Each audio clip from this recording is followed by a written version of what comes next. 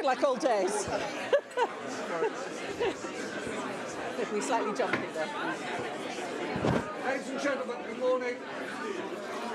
Good morning, everyone. Great. Hello. Good morning, everybody.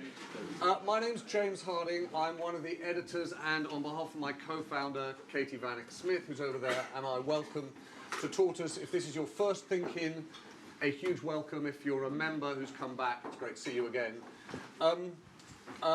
Actually, this morning, if you got up particularly early, please don't blame me, blame Mark Oliver, who was the first strategy director of the BBC, and I think after one of those fitful nights' sleep, sent me a text a few weeks back and said, should we do a ThinkIn on, is this the beginning of the end of the BBC? And I came in and thought, God, what an unbelievably self-involved discussion that would be. Who would want to do that? And I put it to one of my colleagues here who said, surely we should title it, is it the middle of the end of the BBC? And at which point I thought, okay, maybe we're onto something. We should have a conversation about this. Thank you, Mark, for being the prompt of it, and thank you all for coming. Just two things before we get started. If you've not been to a ThinkIn before, I should just explain that this is intended to be the engine of our journalism. The idea is that we get everyone here into our newsroom so that we actually discuss some of the issues of the day. We hear different points of view. It's intended to be like a typical news conference or even a newspaper leader conference where people argue. It's intended to be a forum for civilised disagreement. It's an argument on the way to a deadline, as all newsrooms are. Agatha, our tortoise, you can see, is going to make her way across the screen. By the time she gets to the end, we're out of time. So the future of the BBC is not going to be resolved in Charter Renewal 2027. It's going to be resolved by just before 9. So we're going to have to get our skates on. The key element of it, like any news conference, is actually what we hear from different people in the room. And so the way we structure ThinkIn is to say, from the get-go, we want to hear what people have to say. We have one rule, and that is no questions. What we found was that actually it's too often the case that people are wrapping a point of view in a question. We'd much rather hear what you think, what your experience of the issue is, what your point of expertise leads you to believe. And at the end of the ThinkIn, the editor in the chair, happily today me, gets to try to pull together what the tortoise take will be. It's not a summary in the sense that you're not going to find some consensus on an issue like this, but it is informed by the variety of points of view we hear in the room. So please do weigh in as soon as possible. One other thing, just to let you know, is that we have, as you can see, mics hanging and cameras. So if you're about to say anything, you know, indiscreet or outrageous, do, and we'll try and make sure that it's made as widely available as possible. I want to start, before I come to some of the sort of the wise souls that we've brought here, to just try and get a sense of the view of the room. As some of you may know, I worked for the BBC for 5 years. I am therefore in the happy position of being formerly the BBC and in no way an impartial chair of this conversation. But I want to get a sense of what people in the room think. If you look back to the last few months, Dominic Cummings wanted Andy Haldane to be the Governor of the Bank of England. Andrew Bailey is the Governor of the Bank of England. Dominic Cummings wanted HS2 not to go ahead. It has gone ahead. And I wonder whether or not we are all gathered here living in the fetid mind of Dominic Cummings, and actually the truth is that the assault on the BBC is overdone. So who here thinks that there are genuine structural and fundamental risks to the BBC over and above post-election politics, and who thinks this is just one of those post-election fits where people worry about the future of the BBC? Who thinks there are fundamental threats to the future of the BBC? Who thinks we are having just a sort of political hiccup? 3. Do you want to just explain why? Why don't you just, Wayne, will you just introduce yourself? Yeah, Dan Johnson. The reason why I think it's more of a kind of political thing is because of the reasons that you've outlined. Dominic Cummings, Boris Johnson, they've set out their story. I think it's a kind of triumph of kind of positioning. You know, someone kind of adroitly pointed out that Boris Johnson spends more time with his slogans than he does with his cabinet, and I think that's very much a kind of position. They're staking out territory which which they won't gain in full. But does the BBC need to change in some ways? Yes, of course it does, and I think it's very aware of that as an organisation. But is it facing an existential threat from the current government? No, I don't think so. So can I ask you, just to pick up on Dan's point, who here actually, forget the politics of it, thinks as a point of principle the BBC would be better if it fundamentally changed, and that requires a change of its funding model? Ooh, very few people. Who here thinks that actually, as annoying as the BBC can be, actually we should generally leave it well alone? Oh, okay. Well, so that's quite interesting. So that means that a good half of the room actually thought something totally different to both points of view on that question. I'm going to start, if I might. While we were in the green room, I was asking David Dimbleby, whom all of you will know, what he thought, and he was being rather coy, except to say that, David, your first job or your first moment of broadcast on the BBC was the age of 11. So presumably you've seen a few of these rows. Are you? I mean, what do you think? Do you think it's the beginning of the end of the BBC? No. I think that the person who said that this is a sort of blind being played by the government against the BBC at a difficult moment is true. I remember Mrs. Thatcher privately talking to me about why she hadn't been able to emasculate the BBC, and she said people came out of the woodwork to defend it every time I tried, which is what those hands up suggest Tortoise supporters believe.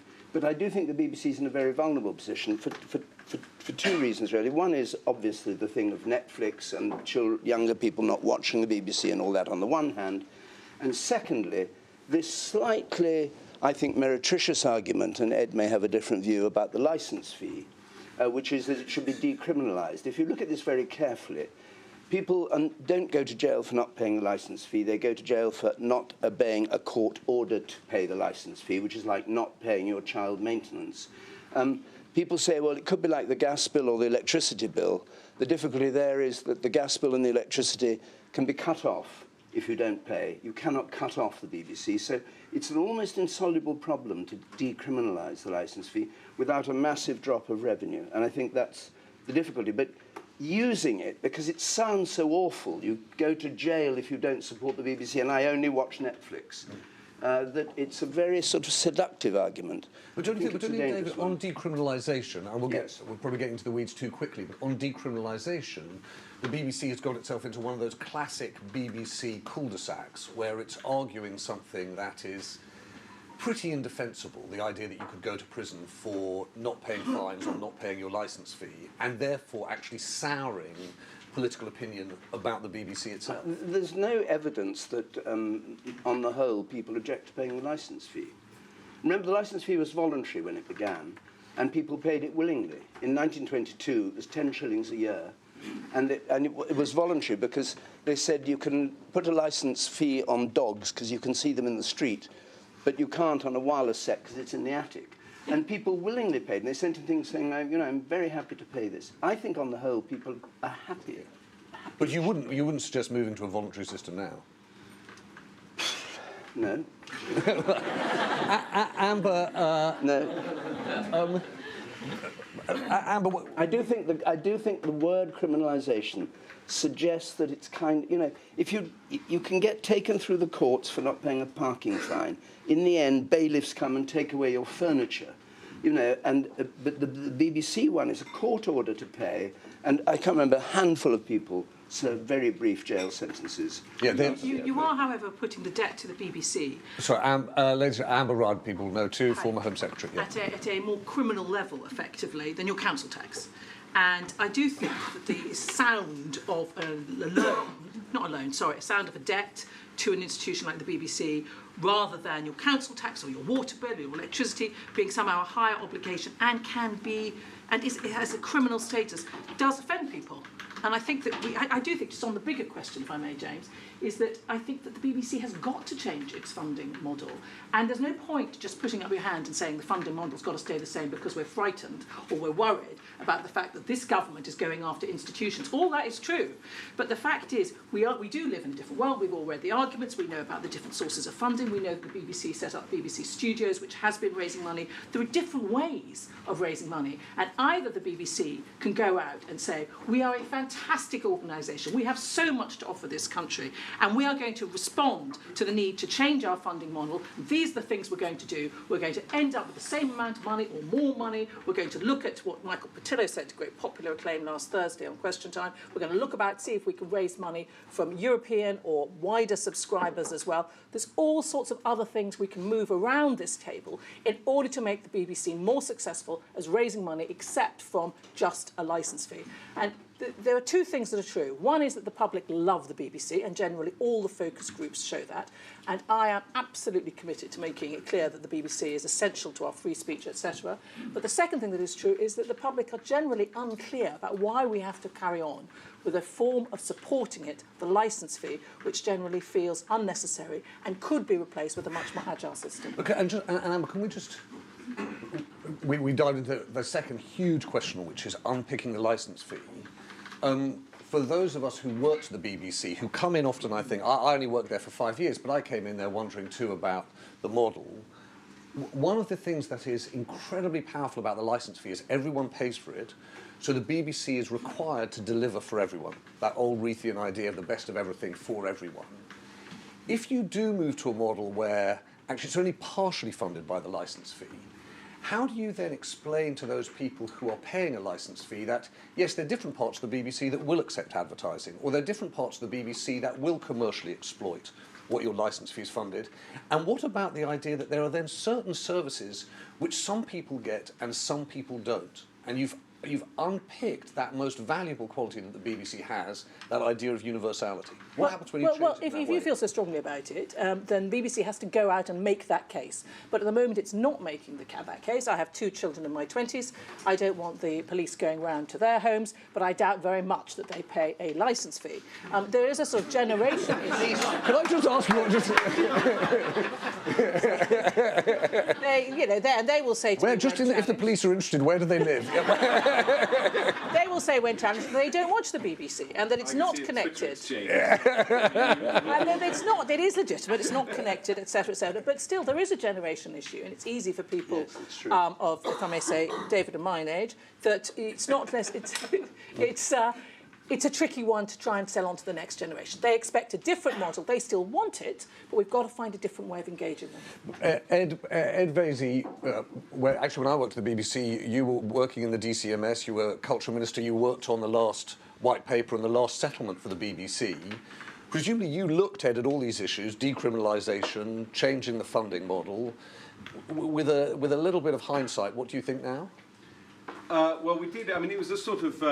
It wasn't a particularly thoughtful charter review that we did. We made some slightly boring technical changes, like abolishing the BBC Trust and replacing it with Ofcom oversight. But it wasn't radical, despite all the hoo-ha beforehand, particularly with the appointment of John Whittingdale as the Secretary of State. And in fact, Amber shopping her daughter reminds me of one of my favourite moments in Parliament. Lead to trouble. When John was chairman of the Culture Select Committee and happily took part in a debate about piracy, where he explained how his son downloaded all these films illegally. But anyway, I'll pass over that point.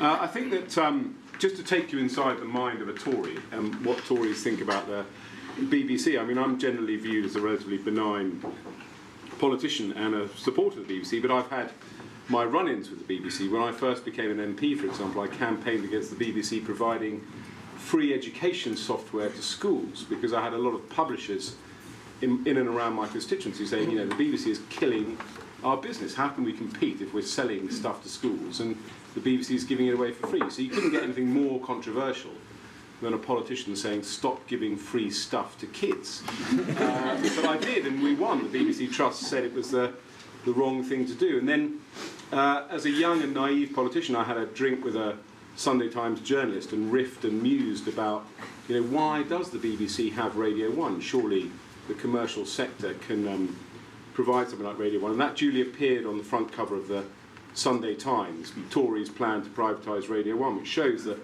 callow and immature policy wonks can get their musings on the front page of the Sunday Times last week. And when we first went into government in 2010, because I was in DCMS for a very long time, I supported the licence fee freeze. So I think you can be a critical friend of the BBC and challenge it. And my dinner party riff, which I always thought was terribly clever, was simply to try and start a debate and say, wouldn't it be interesting if you had a Director General who came to the BBC who said, I will get rid of the licence fee in 10 years. Give me 10 years and I'll make the BBC self-financing. Now, I'm not saying you could do that, but really it's a challenge to say the BBC, you don't feel there's enough radical thinking going on in the BBC to say, how can we do things differently?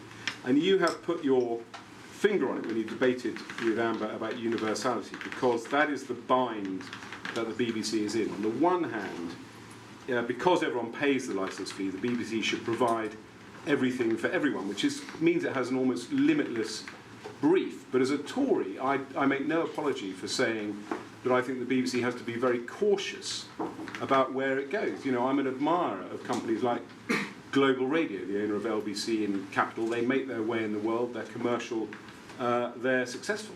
Newspapers are commercial entities and they compete and therefore slightly resent a BBC that is funded by a universal licence fee. The trouble with all of these points is that what happened with charter review is every time you try and look around for alternatives, it's extremely hard to know what the alternative is, which is why we sort of came back to the licence fee. We wanted to have a debate about the licence fee, and the trouble with the licence fee is you always say, well, it probably should go, but now's not the right time, and you end up contradicting yourself, because if you went to subscription, people would end up paying more for BBC services potentially, or if there was no BBC competing, who knows what your subscription to Sky or Netflix might become, because to a certain extent those costs are kept within reason when people know there's an alternative as well. Can I just ask, do you think that the BBC is politically impartial, or is there a feeling that some people share that the Tory party thinks the BBC is against them, and that's why they're using a licence fee as a way of trying to bring them to heel? I think there are two things going on inside the head of a Tory, which is why should something be a public body, as it were, if the commercial sector can provide it. That's a challenge, which I think is perfectly valid. But there is also this idea that it's that famous old cliche about the Today programme, that if you measured the appearances on the Today programme in a week, you'd have sort of commitments to 500 billion pounds. Yeah, but is your view... So the bias, the point I'm making is there is a feeling in Toryland that what I would say sensible Tories, that it's not anti-Tory, but it's very much pro-public spending. It has that sort of mentality. And can we just follow up? So we're at your terrific dinner party. You've asked someone to say, we're going to scrap the licence fee. So you're there. So what is your answer to that person who does say, OK, I'll scrap the licence fee, right? I'm going to scrap it. Here's my model for something totally different. Because I'm coming to Mark in a second who's got an argument for something partial, but something that doesn't involve the licence fee at all. Have you got an idea of something that would replace it entirely? No. I think that what I would say this is, first of all, I will take refuge in what Amber said, which is I think it's a gradual process. I think there's nothing wrong with starting a process that says in X number of years' time we could get to a position where you don't pay a licence fee for BBC services. So you need to change that mentality. And to a certain extent, that mentality does exist in the BBC studios and things like that. I'd also point out about the appointment of John Whittingdale. I think is very, very interesting. John Whittingdale is not the anti-BBC ogre that he is portrayed as. And in fact, I think John Whittingdale has been appointed by a Downing Street that has thought, oh, bleed, we've slightly gone up a hill on the BBC. The one person who might get us down to a reasonable position is John Whittingdale, because he's got great credibility with the party.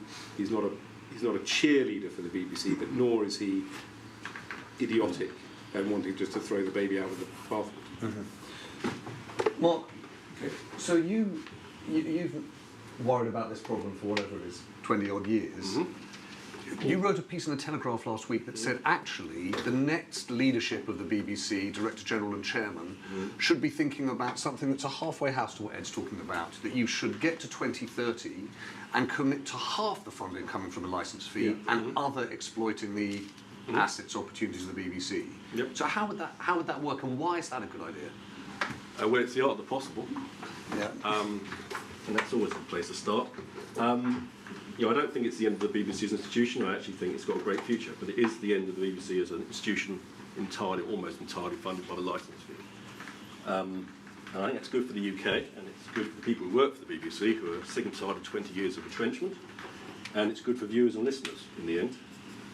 I'm not naive about political attacks, but taking the longer view, the licence fee has always been set with two people's views in mind, which is the 20% of people who don't really want to pay the licence fee, and it is 20%, half of whom are ideologically opposed to it, and half of whom don't get value for money. I don't watch it, why am I paying? And the other set of people which set to is the commercial rivals, who don't want the BBC to be too big and to dip into its commercial income. The only time those two voices have not been dominant was back in 1998, where a new Labour government wanted to re-establish the public realm, and where the commercial rivals actually wanted the BBC to do more to drive digital. That's where I want to go. The likelihood of that happening again in the next 10 years isn't zero, but it's almost zero. The likelihood that those voices will get more, that the 20% will go to 30%, and the commercial rivals, under pressure from global players, will complain more, is actually very high. So the BBC's future needs to unhook itself from just the licence fee. Doesn't mean the licence fee doesn't remain at a lower level, somewhere in the mind £100 by 2030, whether that's £100 in today's money or the 2030 money is a mathematical debate. £2.7 billion. It creates a great portfolio of TV and radio services, free to the end user. But on top of that, the BBC moves into subscription TV. It establishes the UK's HBO, which BritBox is not. BritBox is a pea shooter against the cannons of Netflix and Disney, and it will disappear. And maybe it moves into ad-funded. It already is in ad-funded. UK TV, portfolio of channels like Dave, is 2/3 ad-funded. Hasn't got a BBC brand on it. It's BBC programmes. And maybe it has an ad-funded portfolio as well. And Mark, just so that World Service, by the way, is government funded. It needs to be properly funded, multimedia. It needs to engage internet audiences, and we've got to get that soft power right, and we haven't. And can I just ask a question, which just picks up on Ed's point? You know, the idea that there are Tories who are, if you like, as you say, ideologically opposed to the BBC. That why should there be a radio service when the commercial sector can support it? Can I just ask, are we going in precisely the wrong direction in that debate at the moment? You look at what's happening in the digital marketplace for information and entertainment. Netflix, its output is dominated by US productions. Look at Facebook, look at Cambridge Analytica, look at responsibility to the public square. Actually, isn't this exactly the time to have what you described, a sort of 1998 moment where there is a reassertion of the public realm, and that we're actually we're having a debate that is driven by the wrong impulses at exactly the wrong time? I think that there's a need for a reassertion of the need for an institution like the BBC to project British culture and defend British culture. I'm not sure you get away with the argument that's totally licence fee funded. And if you try and make the two equivalent, you'll lose. You're on a long route to decline, which is what the BBC has been for the last 25 years. All right, so let's start getting some views. Will you just say your name? Yes. Marcus. Why don't you just put ads on iPlayer? I mean, why the licence fee is designed to make programmes, and the BBC is a behemoth. It's all over Britain. It must stifle local news and newspapers, and it must drive people mad outside London because there's no space for them. But okay, we've got the system, and it's a good system in the sense that it is performing a social function, and it doesn't walk away because it doesn't have any money. But iPlayer is a whole separate business. Why are we getting, I mean, not that I don't want it, but why don't they just monetize it in the UK? But can I just ask a question, Marcus? Why would you put ads on iPlayer but then not on the TV channels? Because it's not part of the service the BBC is intended to provide. It's an add-on. It's a value add that improves the enjoyment of those people who haven't got time to stay home and set their video recorders or whatever people do. Set their skybox or something. It's a benefit. I think it's costing a lot of money to provide that iPlayer service, and outside the UK they're not monetising it either. It's a huge benefit. That's how BBC has Netflix put a makes lot its more money. content in the iPlayer. It may have been a strategic mistake to try and justify the licence fee. They talk a lot about Kangaroo 10 years ago and how it was stifled by the competition authorities. It wasn't actually. Mark Thompson killed it because he decided actually he wanted to provide it for the licence fee. But just to your point, also, do you think that the commercial sector would welcome the BBC stepping in and taking a large percentage of the ad revenue in the marketplace? But they can't have it both ways. Either they say it's a level playing field or they don't. Right. So, other points of view, sir. Could you say your name? Sorry, it's Philip Sargent. Yeah. My take on this as a consumer is that the biggest threat, or one of the biggest threats, is coming from this idea of bias we're getting. We've got this bizarre situation now where both sides on the left and the right, and it's not just politicians, it's sort of social media argumentalists, let's put it that way. Argumentalists. That's a brilliant. We've actually come up with a whole new category. It's a good idea. Argumentalists, yeah. Believe that it's fundamentally everything's purposefully biased against their side, to the extent that they've lost faith in the whole institution. And that then seems to drive that seems to be a part of possibly driving a lot of the anti-BBC. It hooks up to the anti-BBC sentiment in the Daily Mail and so forth, which has a commercial aspect. Which would suggest, Philip, that you think this problem is exaggerated. It's an echo chamber. It's exaggerated in a way, but it's also very powerful. It's an echo chamber, but it's an echo chamber for people who then have some power in setting the agenda because they're politicians and or journalists on Twitter. So, by the way, anyone should just pipe up. Yeah. Hi, my name's Dan. I'm currently a student and I'm studying with Mariana Mazzucato, who's written a lot of kind of stuff that I think really touches on this about value of the public sector. And specifically, one of the things we've heard a lot already is the kind of debate between, does the public sector crowd out the private sector? Does it leave it no room to play? Or can it do the opposite? Can it kind of crowd in investment by taking on risk and providing a new platform?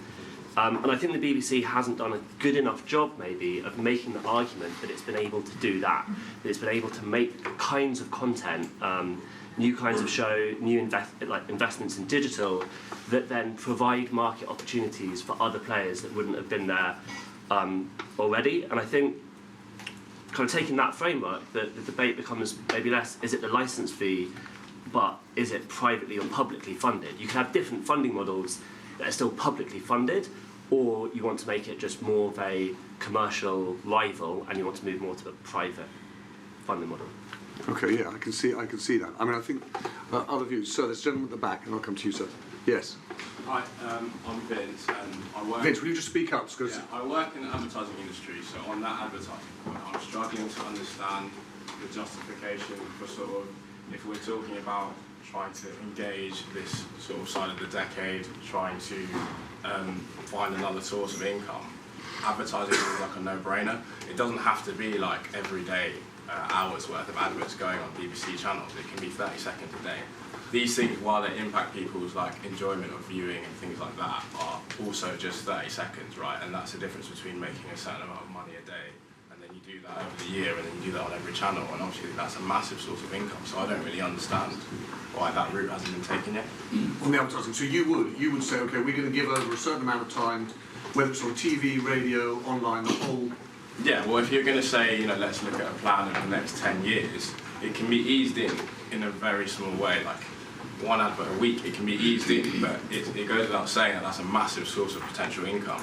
And also, those adverts will do a job of engaging the audience, right? Because you can select what adverts go in on certain channels and in certain places.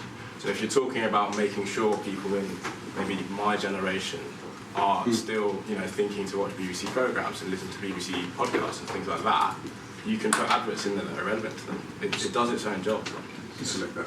Yes, sir. I'll come to you and then I'll come to you. Sir. My name's Peter York. I've just finished writing a book about the BBC. It's called The War Against the BBC. And it looks at the decades-long war that evangelical, American-funded, weird think tanks and their clients in right-wing newspapers have waged against the BBC. Now, the BBC is a very irritating organisation, but it doesn't deserve that. And you go from, if you look at the composition of the new Tory party, not yours, Amber, nor yours, Ed, it has 6 spads from the Taxpayers' Alliance, who belong in that extraordinary evangelical world of opaquely American-funded free marketeers, and they're like those people who went into the island and killed themselves. The war on the BBC is not deserved, which is why the current crisis is both real and fake.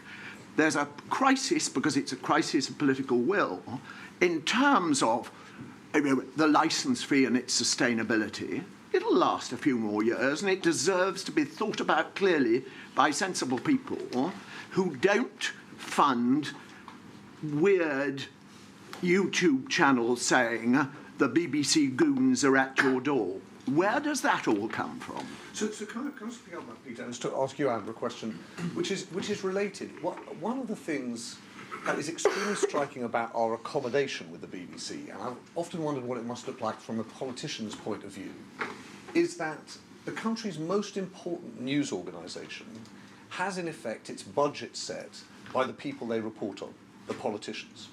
And is there something that is structurally a problem with a funding mechanism that is decided by politicians? So whether it's spads from the Taxpayer Alliance or it's, you know, a group of people who have a political point of view post an election, that there's something inherently problematic about having your editorial organisation with a political, if you like, not oversight but political judgment informing its funding. Yes, I do think so. What would you do if you wanted to break that relationship? I would do what I think we're reaching for in this room, which is the BBC needs to get on the front foot and find its own funding model, which is probably a combination of perhaps what was being suggested earlier by Mark, something along the lines of reducing the licence fee, finding additional funds from a slice of advertising, finding it from different pockets, so it's a mix of different funding sources, so that you're not wholly dependent on the BBC, on the politicians.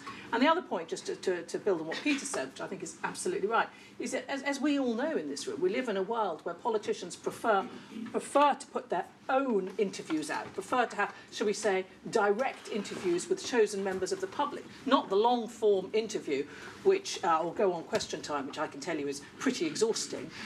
Proper, rigorous journalism politicians are running away from. We know that, and partly they're able to do that because of the ubiquitous of social media, and they can do that. And that, I think, for the rest of us, it really matters even more that the BBC is there. But it has to reform itself, and it has to do so before politicians take the initiative to do it too. But isn't it curious that the licence fee is fixed behind closed doors, in private? I mean, George Osborne says he never expected the BBC to accept the last outcome. I mean, he would say that, wouldn't he? Because it shows he's won. Yeah. But there's no public examination of what the licence fee should be. All the arguments we're having here about the desirability of the BBC, arguments about whether you need to pay as a sort of contribution to democracy to have a non-commercial news organisation that's not lent on by right or left-wing politicians, newspapers or whatever, but it actually tries to be independent and impartial. That argument never comes up. Still come back to the problem that 50% of people pay more and 20% don't want to pay as much. Yeah. So setting the price by a vote doesn't really work. Not by vote. I didn't say by vote, but by open discussions.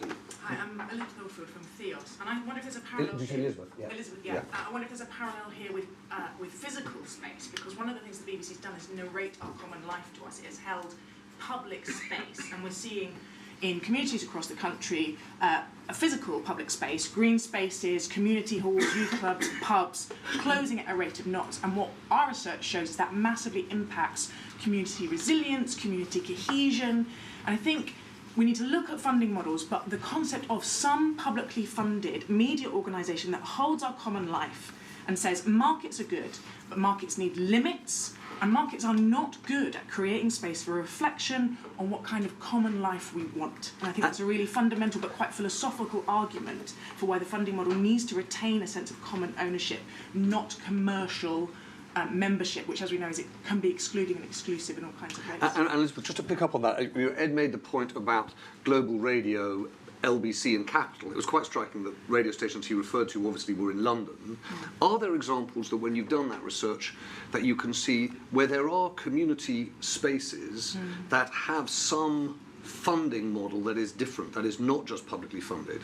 Is there a place for some commercial that is in rural areas or market towns that can be sustainable? Yeah, so look, it's often faith organisations. Faith organisations are the last group standing in lots of these towns of high deprivation, and they obviously have a central funding model. For example, the Church of England, people give from poor bits into a central pot, from rich bits into a central pot that then go to poor bits. But you're seeing a mix of commercial there. So they've got community asset transfer, they've got social enterprises springing up. So you do have a mix of the kind of public or common funding models mixed with locally appropriate commercial economic models. So I'm not opposed to combining those two, but if it's all handed over to the market, then the loss for common life, I think, is really deeply damaging. Okay. So I'm going to come to you, and then I'll come to you then. My name's Matt Deegan. I think the economics... Sorry, Matt? Matt Deegan. Yeah. So the economics are interesting. So if you think licence fees about £4 billion, and there's a conversation the BBC should find another funding model. It's very easy to say, where do you move it? So Ed talking about Global make about £40 million a year profit. Radio 1 and Radio 2 cost about 90 million to run. So you commercialise those, you remove all of the profit out of commercial radio. So they would be quite annoyed about that. If you say, okay, let's move some of the BBC behind the paywall. So to get to your 2.7 billion, you've got to make three choices. Paywall something stays for free, and something's turned off. And they've got to be quite big things. So Victoria Derbyshire programme gets lots of feedback because they're going to shut that down. Costs probably a few £1 million. And you've got this 4 billion to try and find and chop up. So what do you cut? You want a different BBC. You've got to cut £500 million, £1 billion. All of radio's £500 million. All of news is £500 million. So of the 4 billion, it's a decent chunk. But to save your £1 billion mark, what do you chop? What do you put in advertising? What do you put behind the paywall? Yes, ma'am, and I'll come to you. So, Sarah Rose, I'm very partial because I've worked in public service television for 25 years, but never at the BBC. I slightly want to say, be careful what you wish for to all this. So, will you just say where you do work? I'm at Channel 4 now, yeah. So I've been to 10 years at ITV and I'm 14 years at Channel 4. So I hold my hand up to partiality for public service television, but this is not an existential threat to the BBC. Any existential threat to the BBC is existential threat to public service television. And we should just for a moment, I think, just take a step back from the ins and outs of... The problem with something that's universally available that everyone watches is everyone feels they have their own ownership of it, and that's the beauty of the model, but also one of the reasons I've not worked for the BBC. It's one of the trials of the model. But take a step back. Let's just remind ourselves of what this is about. We are in a global world now. People, the iPlayer, to the gentleman's earlier point, the iPlayer will be the BBC in 10 years' time because everybody will watch content on demand. So then you have to go, okay, so in 10 years' time, it won't be as readily as it is now, 101 on the EPG, which is what we're used to. It will be the iPlayer on a connected set. That's how we're going to access our content. If we do not protect the iPlayer, and I would say all other public service providers who have news obligations and children's content obligations and original UK local drama obligations, they will simply not be on that home screen. Even today, I mean, I do commercial deals, you deal with the Samsungs and the LGs and the Sonys. The global players, Netflix, Amazon, Disney are coming, Apple are here, they're paying to get onto the home screen. Yeah. So if we're not careful, we'll wake up in 10 years' time, turn on our television sets, which will still be the primary means of consuming entertainment, And what we will see, which will be what most people will then watch, because it's what's in front of them, will be global-owned players with no Ofcom regulation and no quotas that upholds the cultural ecosystem that we are so lucky to have. So I get that the BBC is not perfect, and I get that they should be regulated and they should be made to work harder, and Amber's absolutely right, they should do as good a job as they can to put their own case forward in more difficult times. They shouldn't have an easy ride, and maybe we should explore different models on UK TV, which they now wholly own, already does that. Channel 4 sells the ad sales for them. But just let's not get too carried away with, because Netflix can do it, so can the BBC. It's not Sarah, the same. can you just explain, just to Marcus's point about the advertising tap, or Vince's too, if you just open it a little bit for the BBC, what's the impact on Channel 4, ITV, the others? So Might it actually grow the TV advertising market? It might grow it in the short term, but the TV advertising market is increasingly the advertising market, which is increasingly the digital giants.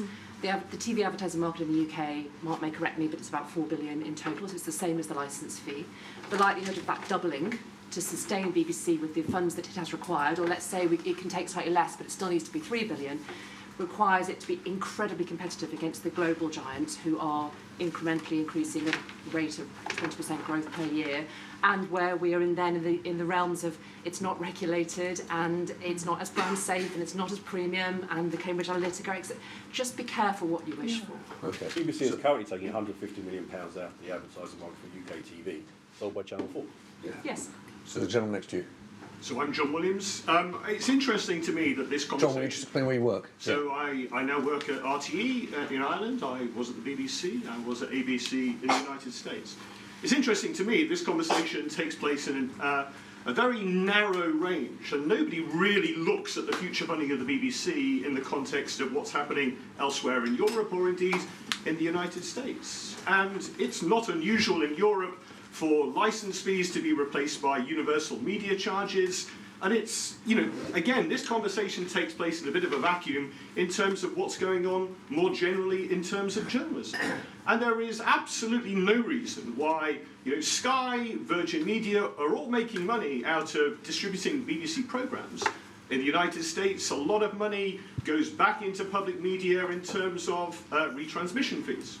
So, we can leave the licence fee to one side, and there are plenty of other ways of funding what is a public good, not simply in terms of the BBC, but also journalism more generally. So your point would be, you could examine something that's different from the licence fee, but is still universal, And it's more like a German it's going model. to create a fund to subsidise a public good in terms of content, not simply from the BBC, but whether it's local newspapers or local radio, and journalism more generally. Did you mention Germany? Yes. Because ARD is funded, ARD was set up by Hugh Green, BBC Director General. I discovered the other day that ARD Hamburg, the address is ARD Hamburg, Hugh Green Road. Vague. But they pay more than the BBC. The licence fee in Germany is more, it's nearly £200. It's paid by households. Yeah. You were saying it only goes to ARD. Yes, it does. I'm just 24 branches. I was just It goes to ZDF as well, but ARD is the most expensive part because it has lots of regional broadcasters. Is there a lot of objection to that apart from... Not in Germany, no. AFD objects. So, my name is Amir. I'm not American, I'm not evangelical. I started listening to the World Service when I was in my teens, when I was in Iraq. I picked up English listening to the World Service. I owe my worldview to the World Service, and I learned about news listening to the World Service, and I ended up working for the World Service for 10 years. Just left last year. My problem with the BBC are two fronts, efficiency and accountability. What we will never know is that if you give a blank cheque of £4 billion to another organisation in the parallel world, what they can produce with that money. And something tells me with the BBC being so secretive about budgets of production and everything else, based on commercial arguments, is that they are hiding something. Having worked inside, I've seen some examples. I never had a helicopter view you guys had about how that money is spent and what you can produce with it. And that parallel world has actually been created. Our Planet by Netflix. Top Gear, similar something to Top Gear by Amazon. So we see others can produce the same quality of material. Well, we still don't know with how much, what budget. Accountability is I was one of the few people, I put my hand up, one of those 3 people who thought that this is a blip, not because I don't think this government is not determined about changing the BBC. It's the BBC the core of the BBC is so resistant to change from within that eventually it will need a big kick with a Tory government or someone else for it to start becoming more accountable how it spends money, how it produces programme. Just to your point, did you feel, having worked at the BBC, that it was inefficient? Yes, definitely. I called it bureaucratic broadcasting corporation. The bureaucratic broadcasting corporation. Yes, a lot of this efficiency comes from the bureaucracy side, because to be perfectly honest, there is no independent scrutiny or supervision. I think the trust is in bed with the corporation. I don't think there is an independent scrutiny. And I think, in Charter Review we found it was the BBC's finances were completely opaque. And one of the reasons I supported a freeze to the licence fee in 2010 was I took a simple view that you can't impose reform on the BBC from above. The only way you can make the BBC more efficient or reform itself is to give it less money, which sounds very brutal, but that is, to me, the only lever you have if you think the BBC has become too bloated, if that's not the wrong word to use. But just on the careful what you wish for and household as well. I mean, we did consider looking at whether the licence fee could go on council tax bills, for example, and there are ways and means of potentially effectively having a licence fee, but paid in a different and perhaps more efficient way. And also, I accept the kind of my argument to the commercial broadcasters is be careful what you wish for, because they it's a bit like a sort of divorce. They rage and rage and rage because the BBC is on their turf, but the minute the BBC walks out the door and says, okay, we'll go and make our way in the world, they'll rage and rage and rage because they're then having to compete effectively for the same advertising pounds. So the BBC lives in this kind of limbo world where it will never be immune from criticism, depending on where it ends up. But can I just pick up on Amy's point, just on 2 fronts.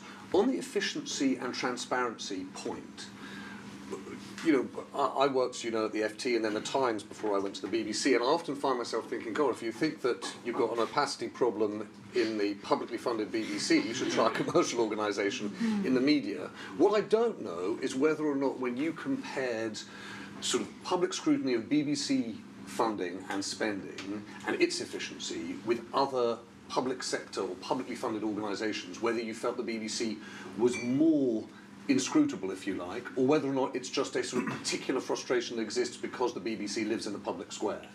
I think it's because the BBC lives in the public sector. I mean, it's a very, very fair point. I mean, I think if you class the BBC as a public sector organisation, it's probably one of the most efficient, and it is also fair to say that if the BBC screws up, it's on the front page of the newspaper. If Sky screws up, nobody cares. But to be fair, that's because it's Sky's money, and if they do something that doesn't work out and they have to close it, that's down to their shareholders or owners. And of course the BBC is not going to get the same let-off because in theory it's taxpayers' money that's been wasted. Compared with the NHS?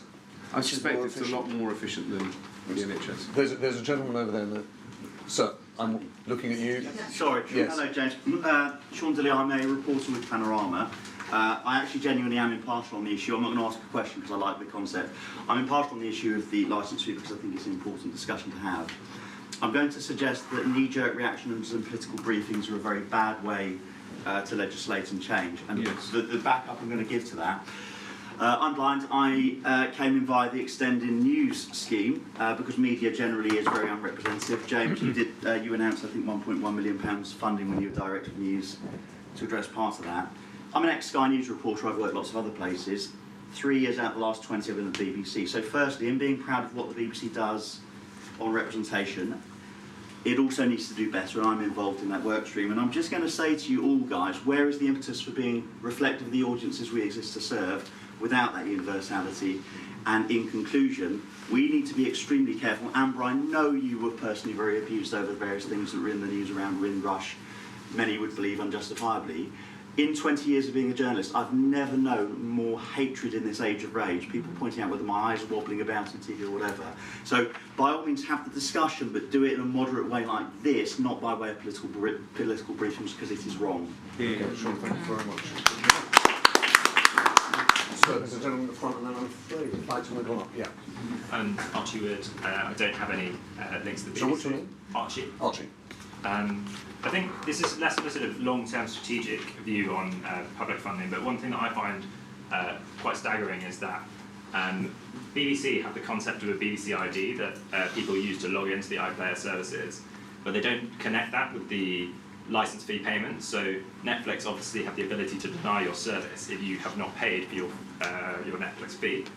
You then don't get access to the services, but then the BBC ID equivalent is ticking a box saying I have paid my license fee, which seems like a really non-compulsory way of enforcing something that they're trying to enforce anyway. So the technology exists to do that, and in my opinion, that would be a short-term way of increasing taking from the license fee.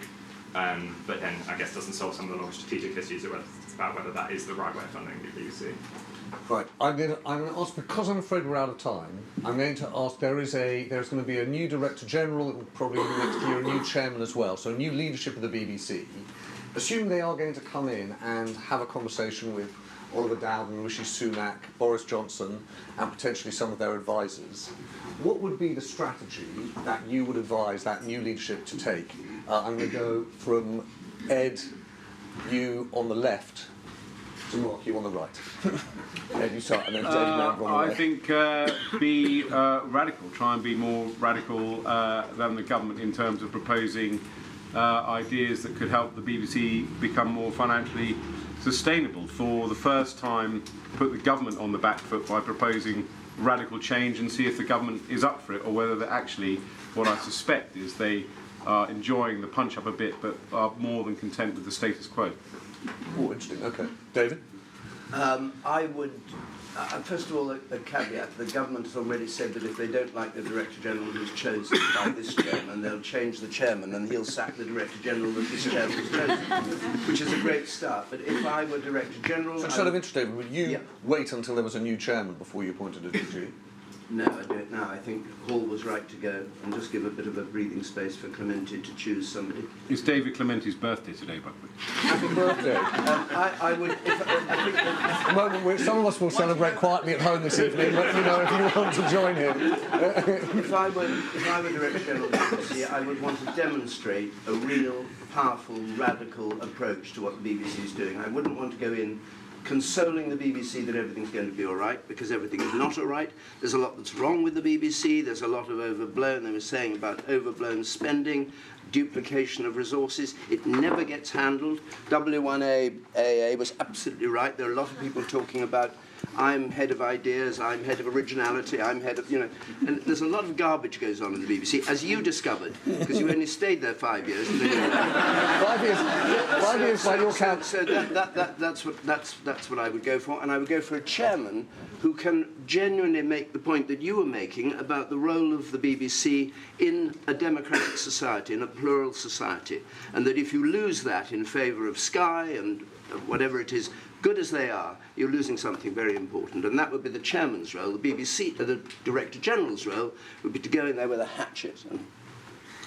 fight the giant. Very good. I'd just like to make a point that at the BBC, there's been a very, very key BBC moment there. You were only there 5 years. In BBC terms, that's a long weekend, you know, just so you know. But just barely popped in. Well, I agree with a lot of what's just been said. I think that the new leadership needs to get on the front foot and be incredibly positive about the BBC, which is generally supported by 80% of this country, and go on a terrific, I think, some sort of its own advertising binge to show why it's a great thing and why people should support it, and then have a really agile, inventive response to how it's going to be funded. I think the phrase is, things are going to have to change if things are going to stay the same.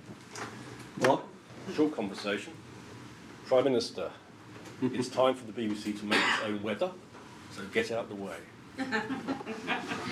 And second sentence, Mark, and that weather is?